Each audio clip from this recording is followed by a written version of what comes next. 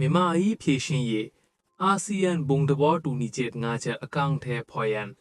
အာဆီယံဥက္ကဋ္ဌတစ်ဖိလစ်ပိုင်နိုင်ငံသားရေးဝန်ကြီးမတီတရီဇာပီလာဇာရိုကမင်းအောင်လှိုင်ကိုတွေ့ဆုံဆွေးနွေးပြီးဒေါအောင်ဆန်းစုကြည်ကိုခေါ်ထုတ်သွားဖို့တောင်းဆိုနေကြောင်းအတိလင်းထုတ်ပြန်လာပါပြီ။မြန်မာရေးဖြေရှင်းရေးအာဆီယံဘုံသဘောတူညီချက်၅ချက်အကောင့်ထဲဖော်ရန်အာဆီယံဥက္ကဋ္ဌတစ်ဖိလစ်ပိုင်နိုင်ငံသားရေးဝန်ကြီးမတီတရီဇာပီလာဇာရိုကမင်းအောင်လှိုင်ကိုတွေ့ဆုံဆွေးနွေးကြကြောင်းဖိလစ်ပိုင်နိုင်ငံသားရေးဝန်ကြီးဌာနကအခုပဲအတည်ပြုသတင်းထုတ်ပြန်လာပါတယ်။အာဆီယံဥက္ကဋ္ဌဖိလစ်ပိုင်သမ္မတဖာရီနန်အာမာဂေါ့စ်ဂျူနီယာကမြန်မာနိုင်ငံဆိုင်ရာအာဆီယံအထူးကိုယ်စားလှယ်တန်တမန်အဖြစ်ဖိလစ်ပိုင်နိုင်ငံသားရေးဝန်ကြီးမာတာရီဇာပီလာဇာရိုကိုထမ်းအပ်ခဲ့ပြီးနောက်ဇန်နဝါရီလ6ရက်နေ့တွင်ဖိလစ်ပိုင်နိုင်ငံသားရေးဝန်ကြီးကမြန်မာနိုင်ငံနေပြည်တော်သို့လာရောက်ပြီးအကြမ်းဖက်စစ်ခေါင်းဆောင်မင်းအောင်လှိုင်ကိုတွေ့ဆုံခဲ့ခြင်းဖြစ်ပါတယ်။ဖိလစ်ပိုင်နိုင်ငံသားရေးဝန်ကြီးကလက်ရှိပထဝီနိုင်ငံရေးဆိုင်ရာဖွံ့ဖြိုးတိုးတက်မှုများမြန်မာနိုင်ငံ၏နိုင်ငံရေးအခြေအနေအထူးသဖြင့်လက်ရှိရွေးကောက်ပွဲအခြေအနေများကိုဆွေးနွေးသည့်အပြင်ဒေါအောင်ဆန်းစုကြည်ကိုခေါ်ထုတ်ရေးအာဆီယံဥက္ကဋ္ဌအဖြစ်ဖိလစ်ပိုင်၏ဦးစားပေးများအပြင်မြန်မာအေးဆိုင်ရာအာဆီယံဘုံသဘောတူညီချက်၅ချက်ကိုလည်းအကောင့်ထဲပေါ်မှုတို့အပေါ်ဆွေးနွေးကြကြောင်းသိရှိရပါတယ်။အာဆီယံဥက္ကဋ္ဌအနေဖြင့်ဖိလစ်ပိုင်နိုင်ငံကရခိုင်အာဆီယံဥက္ကဋ္ဌများ၏ကြိုးပမ်းအားထုတ်မှုများကိုဆက်လက်တည်ဆောက်သွားမယ်ထိကြောင်းဖိလစ်ပိုင်နိုင်ငံသားရေးဝန်ကြီးကပြောဆိုလာပါတယ်ဗျာ။အကြမ်းဖက်မင်းအောင်လှိုင်က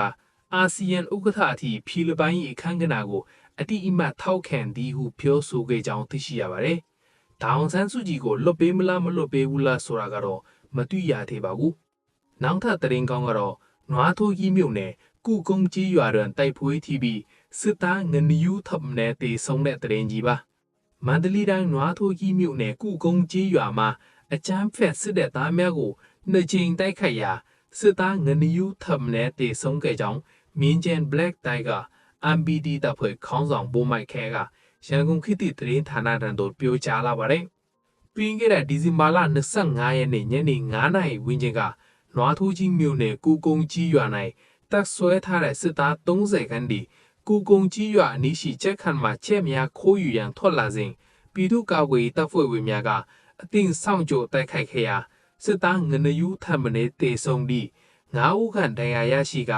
ကုကုန်းကြီးရွာအတွင်သို့ပြန်ဆုတ်ပြီးတွားကြောင်းသိရှိရပါတယ်။အလားတူဒီဇင်ဘာလ30ရက်နေ့7:00နာရီခန့်တွင်လည်းကုကုန်းကြီးရွာ၌တပ်ဆွဲထားတဲ့စစ်သား60ခန်းဒီပြည်သူ့ကာကွယ်တပ်ဖွဲ့ဝင်များတပ်ဆွဲထားတဲ့နေရာသို့ထိုးစဉ်ဆင်တိုက်ခိုက်လာခဲ့တဲ့ပြင်ခုခံတိုက်ခိုက်ခဲ့ရာအပြန်လန်ပစ်ခတ်တိုက်ပွဲ9နာရီခန့်ကြာမြင့်ခဲ့ပြီးစစ်သားများထိခိုက်ဒေဆုံးမှုများပြာက